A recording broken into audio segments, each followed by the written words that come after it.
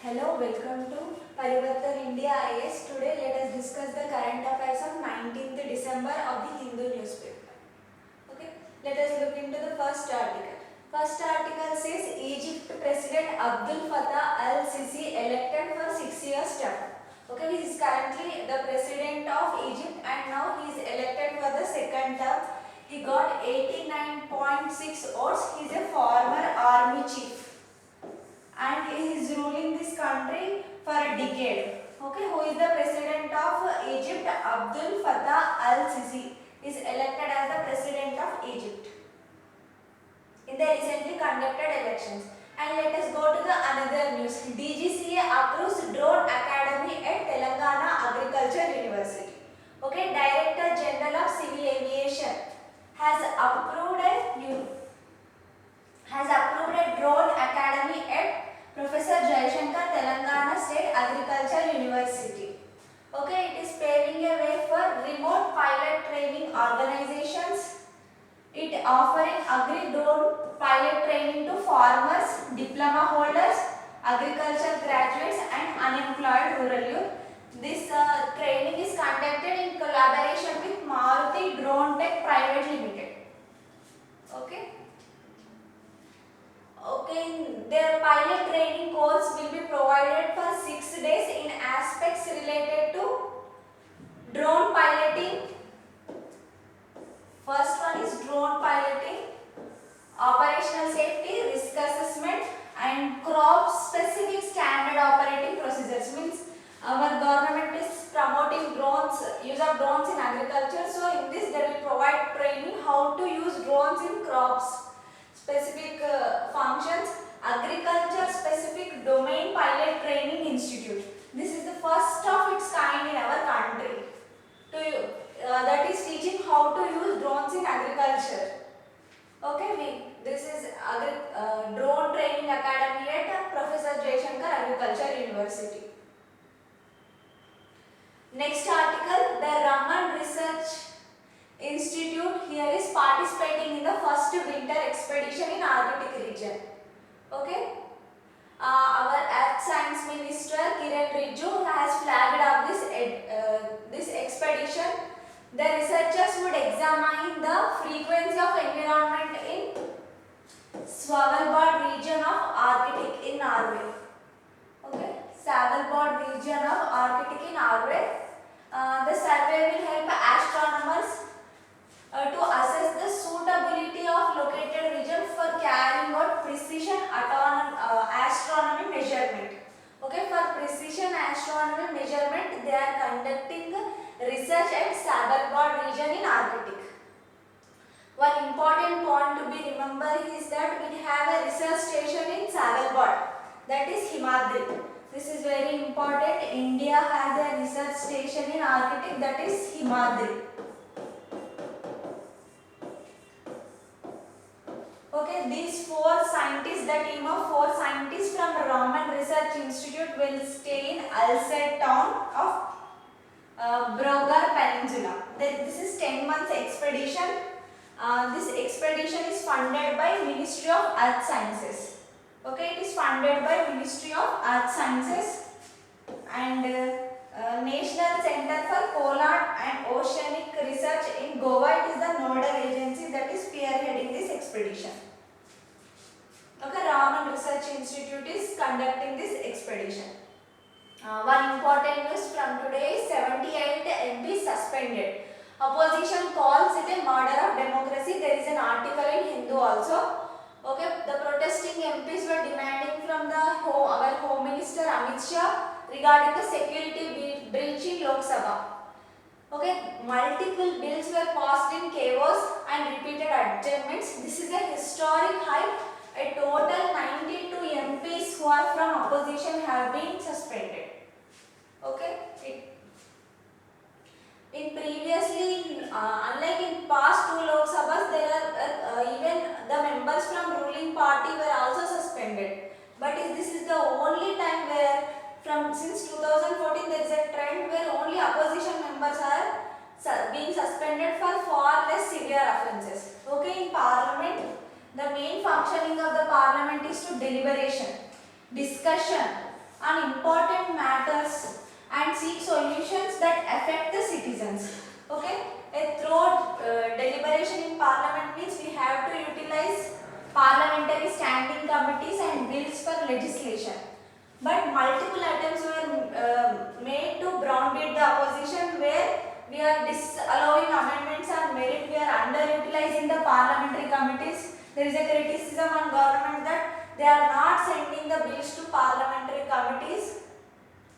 Okay, that is why these actions where we are not allowing deliberation, discussions, that is why global research institutes such as VDEM Institute has termed Indian democracy as an electoral autocracy. So it is very bad for our country's reputation.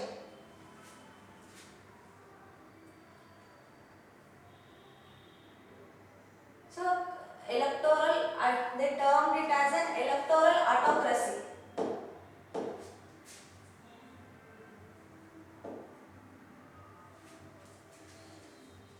And we have seen equating dissent with terrorism, misuse of Unlawful Activities Protection Act UAPA, which has to be used on terrorists, the government frequently using it on dissenters. So it is deliberate equating dissent with terrorism. The present trend is they are equating dissent with terrorism. So that is why US based Freedom House that measures civil political liberties declared India as a partially free country. Not fully free country, it is a partially free country. Okay, one more important news, advisory to states in detection of new JN1 variant. There is new COVID variant JN1 that is detected in COVID-19 Kerala. Central government is giving directions to conduct revised surveillance strategy to monitor influenza like illness, and center is asking the states to upgrading integrated health platform portal for detecting early rising trend of cases. Okay, JN1 variant. There is an article in The Hindu that says hollowing out anti-defection. So let us see in detail about anti-defection. Anti-defection means if an elected member gives up his membership of a political party voluntarily, if he votes or abstains from voting in the house contrary to the direction given by the political party. Okay, if an independent member who is elected independently joins political party, if a nominated member joins any political party after the end of 6 months. Okay, for nominated members we have given 6 months time. If they join after 6 months, it will be considered as a defection. But there are some exceptions. If 2/3 members of a party join in another party, it does not come under defection. 2/3 members of a party joins in another political party, it does not come under defection. Okay, any question regarding disqualification under anti-defection is decided by presiding officer. Okay. Speaker and chairman. Speaker in Lok Sabha, chairman in Rajya Sabha. Okay, Israel is using starvation as a weapon in Gaza, says Human Rights Watch. Okay, Israel military opened a strike on Jabalia refugee camp in which 90 Palestinians died and 2 Christian women who were taking shelter in the they were died. So Pope is saying that Israel using terrorism activities. Okay, UNSC is trying to get a resolution that demands Israel and Hamas to aid and access Palestinian enclaves and that provide Palestinian enclaves to humanitarian aid. UNSC is working on that resolution. In this meanwhile, Israel is attacking 4 Palestinians in West Bank region also. It increased its attacks in Gaza. In Gaza area, the violence increased to a lot extent. 2.3 million people were displaced and they are living in shelters where there is no proper water, food, fire. Means basic human needs of them are not fulfilled. So Human Rights Watch is saying that Israel using starvation as a weapon means it is a heinous human crime by blocking delivery of water, food, fuel and grazing in agriculture areas. Okay. What does COP28 mean for cities? We have an article in The Hindu regarding COP28. Recently COP28 meeting Dubai, UAE. Okay, COP28 is a meeting under UNFCCC, where government discuss how to limit the future climate change. In this, if we look into the highlights, there is a loss and damage fund. Countries have received loss and damage fund. This is able to compensate countries that are grappling with climate changing impacts. Okay, in this, contributions are voluntary contributions, and specific funds are earmarked for least developed countries and small island developing states. Okay, this fund is under World Bank. Loss and damage fund is under World Bank. It will oversee. Okay, global renewables and energy efficiency pledge. We have to triple the world's installed global renewable energy capacity to at least 11,000 gigawatts by 2030, and we have to double the global average rate of energy efficiency from 2% to 4%. And there is one more declaration to triple the nuclear energy. As we know that nuclear energy is a very clean energy, so we have to triple nuclear energy by 2050. And third is global cooling pledge. 66 national governments have signed this agreement. As per this agreement, we have to reduce cooling related emissions, means emissions from ACs, refrigerators, etc. at least by 68% relative to 2022 levels by 2050.